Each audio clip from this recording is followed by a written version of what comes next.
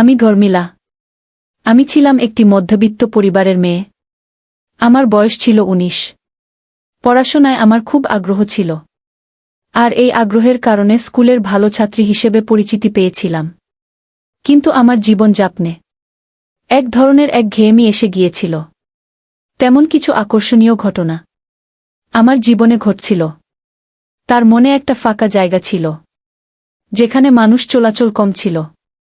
সেই ফাঁকা জায়গায় আমাকে একা পেয়ে আমার স্যার যেটা করল সেটা কাউকে বলতেও পারছিলাম না। স্কুলে আমার প্রিয় শিক্ষক ছিলেন সৌম্য স্যার, যিনি আমাকে সব সময় বিশেষ দৃষ্টিতে দেখতেন। সৌম্য স্যার শুধু মেধাবী শিক্ষকই ছিলেন না, বরং একজন হ্যান্ডসাম মানুষ হিসেবেও পরিচিত ছিলেন। বেশ ভালোভাবে আমার দিনগুলো কেটে যাচ্ছিল।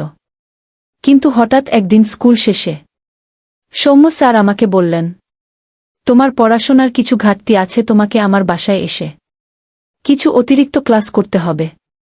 এতে তোমার পড়াশোনার কিছু উন্নতি হবে। আমি কিছুটা দ্বিধায় ছিলাম, কিন্তু আমি ভেবেছিলাম শিক্ষকের বাড়িতে গিয়ে পড়াশোনা করলে আমার অনেক লাভ হবে। তাই আমি রাজি হয়ে যাই। অতিরিক্ত ক্লাসের নামে সৌম্য স্যারের বাসায় যেতে শুরু করি। আমার কাছে প্রথমে সবকিছু স্বাভাবিক থাকলেও সময়ের সাথে সাথে আমাদের সম্পর্ক ঘনিষ্ঠ হতে থাকে। সৌম্য স্যার প্রতিদিন আমার প্রতি বেশি মনোযোগ দিতে শুরু করেন। এই মনোযোগ আমাকে এক অন্যরকম আনন্দ দিতে শুরু করে।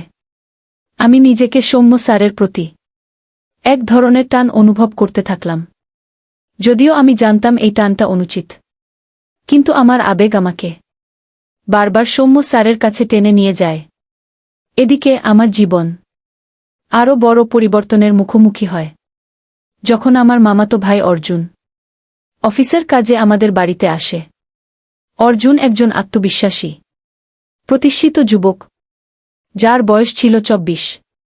আমার সঙ্গে অর্জুনের সম্পর্ক ছোটবেলা থেকেই ভালো ছিল, কিন্তু এবার আমার তার প্রতি এক অন্যরকম আকর্ষণ অনুভব করলাম। অর্জুনের উপস্থিতি আমার মনকে নাড়া দেয়। বাড়িতে আমরা একসঙ্গে সময় কাটাতে থাকি এবং আমাদের সম্পর্ক আরও ঘনিষ্ঠ হয়। রাতে যখন বাড়ির সবাই ঘুমিয়ে পড়ে, আমি তখন চুপিসারে অর্জুনের ঘরে গিয়ে উপস্থিত হয়। সেদিন রাতে আমাদের মধ্যে এক অপ্রত্যাশিত সম্পর্ক গড়ে ওঠে। অর্জুনও আমার প্রতি আকর্ষণ বোধ করে এবং আমরা শারীরিক ঘনিষ্ঠতায় জড়িয়ে পড়ি। সেই মুহূর্তে আমি আমার সমস্ত দ্বিধা এবং নৈতিকতার বাঁধ ভেঙে ফেলি। এর পরের দিনগুলোতে অর্জুন এবং আমার মধ্যে সম্পর্ক আরও গভীর হয়। অর্জুন আমাকে প্রস্তাব দেয় যে আমরা লিভ ইন সম্পর্কে যেতে পারি, যাতে আমরা স্বাধীনভাবে একসঙ্গে থাকতে পারি। আমি প্রথমে কিছুটা দ্বিধায় পড়ে যাই, কিন্তু দ্রুত সিদ্ধান্ত নেয় যে আমি এই প্রস্তাবে রাজি হব। কারণ আমি চাই মা বাবার নিয়মকানুনের বন্ধন থেকে মুক্তি পেয়ে আমি আমার নিজের মতো করে জীবনটা উপভোগ করতে পারব। অর্জুনও ভালো কাজ করে, তার সঙ্গে থেকে আমি স্বাধীনভাবে জীবন যাপন করতে পারব। পরের দিন সকালে আমি আমার বান্ধবী মালিলার কাছে যাই এবং মালিলা আমাকে অনিরুদ্ধর কাছে নিয়ে যায়। তারা দুজনে আমাকে বলে, তুই এটা কি করছিস? আমি বললাম, আমি সিদ্ধান্ত নিয়েছি যে আমি অর্জুনের সাথে জৌনপুরে চলে যাব। সেখানে তার পোস্টিং হয়েছে এবং আমি তার সাথে লিভ ইন সম্পর্কে থাকব। এই কথা শুনে মালিলা এবং অনিরুদ্ধ হতবাক হয়ে যায়।